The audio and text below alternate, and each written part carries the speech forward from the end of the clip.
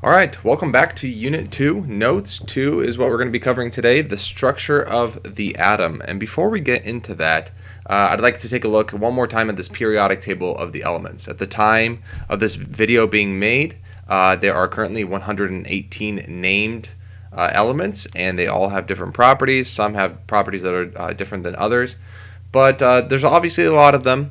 And this tool, this periodic table that we see in front of us, is a really resourceful tool that we're going to be able to utilize later on once we learn more about it. If we just, like, for instance, take a look at just one element, though, let's take a look at this top right one over here. This is helium. Helium, it's a pretty special element. We probably know what it's used for in terms of, like, we use it for inflating balloons for birthday parties or things like that. But if we zoom in on helium, we notice that there's a couple of numbers there, and it's kind of weird. This is actually a periodic table that is used in Europe, so this is supposed to be, like, if we convert this number, this is 4.003, but they use a comma for their point, so it's a little bit different. So 4.003 and then 2, those are the two numbers that we see here. So really, we need to understand, what do these numbers mean? So that's kind of what we're going to cover today.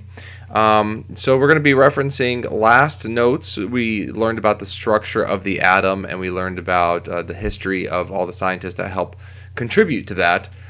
We found out a lot of those scientists made contributions to the structure of the atom, and also, like, where things are located. So if you remember, like, John Thomson discovered that there's protons and electrons, a positive and a negative, and then Ernest Rutherford discovered that there is a nucleus. So we're going to be talking about those things. So if we take a look at this example of this slide right here, we've got the protons and neutrons making up this region called the nucleus. So the nucleus is a region of protons and neutrons, and you'll notice here that the protons are this teal color. There's 1, 2, 3, 4, 5, 6, 7 of them. So that's element number 7, which we'll get to in a little bit.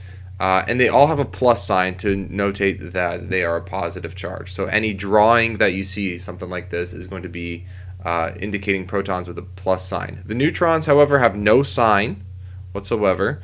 And then the electrons are on the outside. So those are the three things that we're going to be talking about today: the protons, the neutrons, and the electrons. So we're going to focus on that.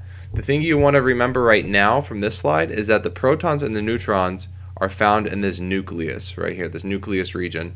And the electrons, they're floating around in this cloud, and they're zipping around really fast, speed of light fast.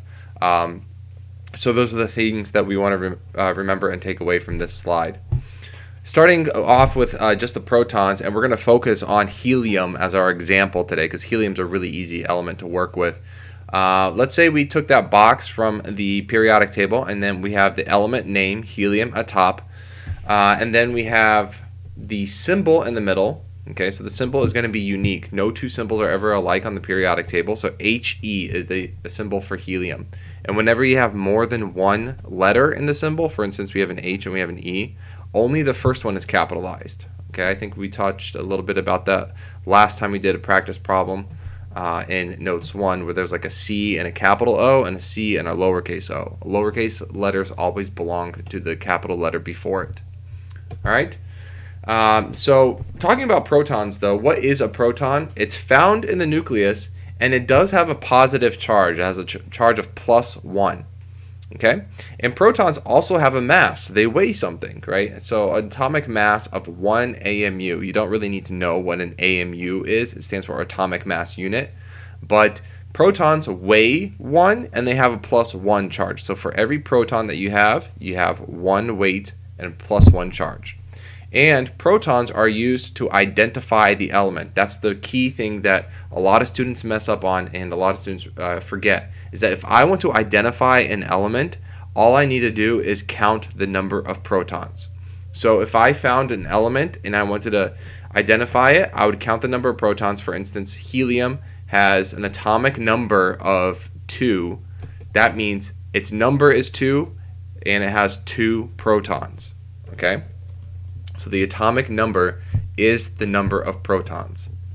That's the key thing to remember here. It identifies the element. The atomic number is unique to each element. Every element has a specific number, and every element is going to have a specific number of protons that's unique to that. Okay? So just to review right here, if we take a formal look at a sample of like a periodic table, we've got this element symbol in the middle, He for helium, and then the atomic number here at the top is going to be the number of protons. Sometimes it's notated as the letter Z, but you don't really need to know that. So the atomic number or proton number 2. That's the same thing. If I asked you if proton number for helium is 2, what is its atomic number? You should be able to tell me it's also 2. Okay? What we also see is the atomic mass in AMU, so 4.003. Okay, so that's kind of a confusing thing. So first off, if we have 2 protons in helium, then we know that each one of those protons has a mass. We know the mass of helium so far is also 2.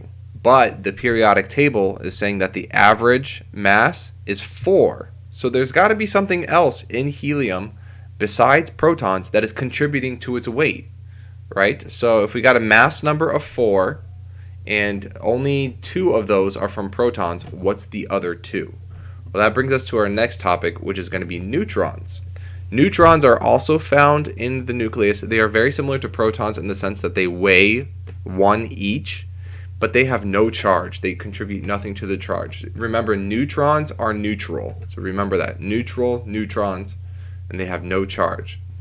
And to find the number of neutrons, you take the mass number and you can subtract the protons. Or if you want to find out what the mass number is of an element, you take the protons and you add up the neutrons, and that will tell you what the mass number is. And when you find out the mass number, you can find an average, and we'll talk about that later.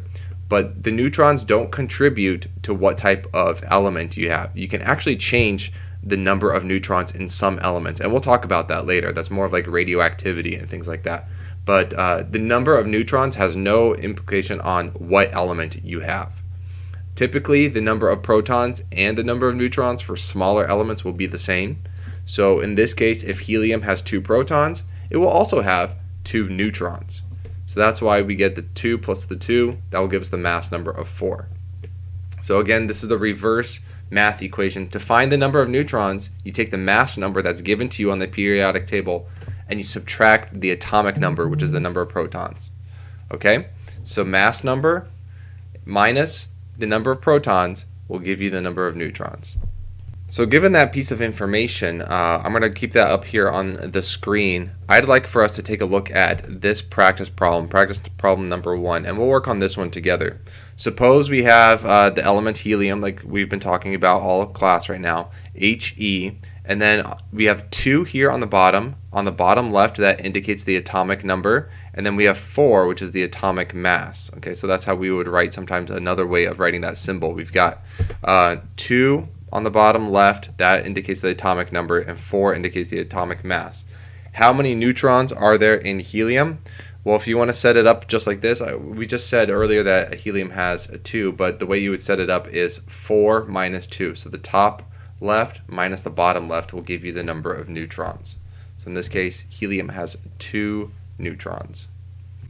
All right, last but certainly not least are the electrons, which are found in the clouds around the nucleus. And the reason why I say certainly not least is because they are very important. The number of electrons will determine how reactive a certain element is, how it behaves almost. Okay, so electrons, they're really small, smaller than protons, smaller than neutrons, and therefore they don't really have a weight. Okay, so they do have a weight, but it's so negligible, it's pretty much like 0. So to give you an analogy of what that means, it's like, let's say you stepped on a bathroom scale and you had a weight that popped up, and then someone took 1 hair from your body and cut that off. Okay, that's the equivalent of, the amount of weight that is being removed. So electrons do have a weight, but it's really small. Okay, typically in neutral atoms, the number of electrons will be the same as the number of protons. So here's the second point that I have here.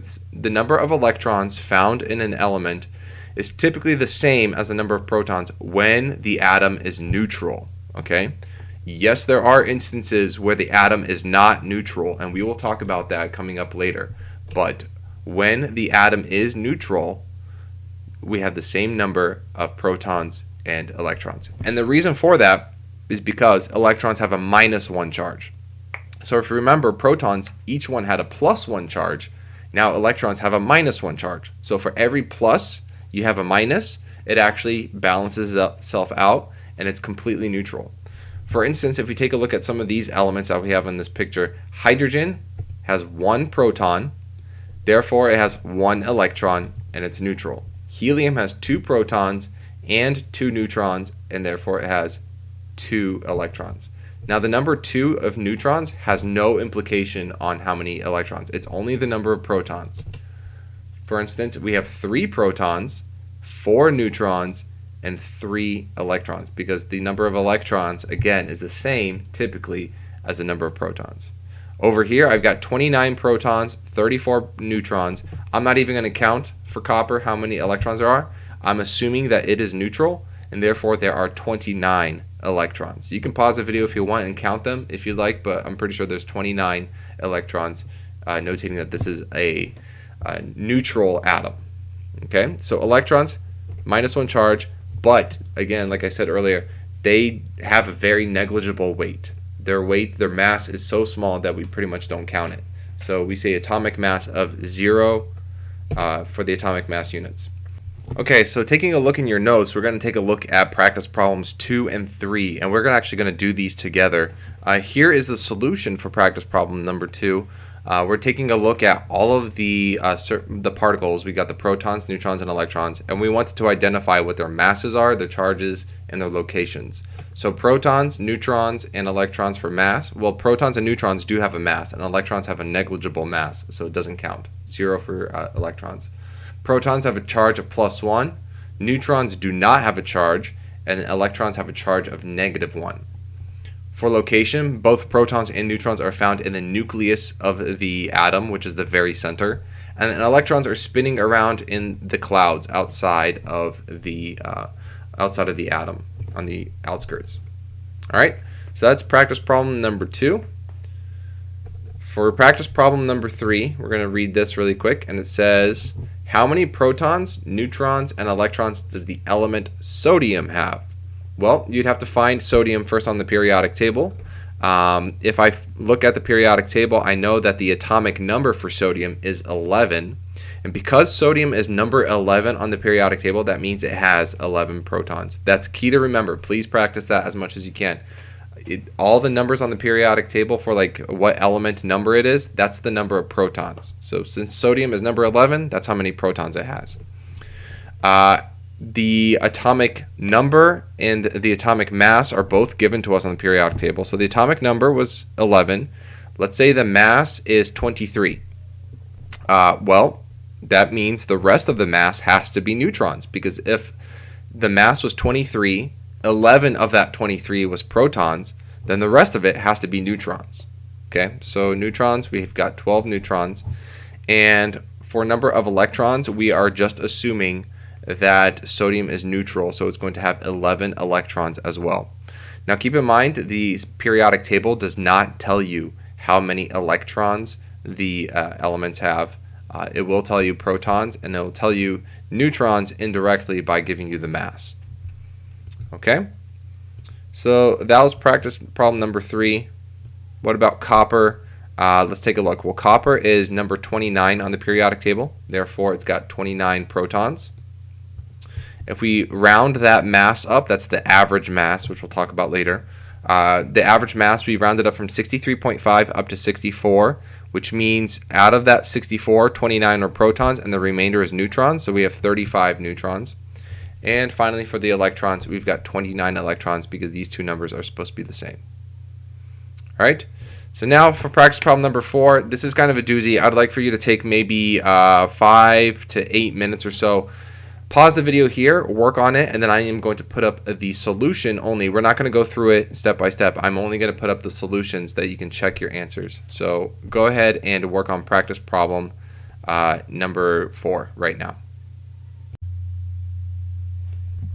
Alright, so here's the solutions for practice problem number 4.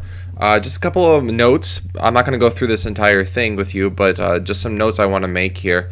The way we were able to find the element name and the symbol was basically looking at the periodic table, and by identifying the element by the number of protons, we were also able to find the atomic number. Don't forget the atomic number is the exact same number as the number of protons. So that's how we identify certain elements, is by the number of protons.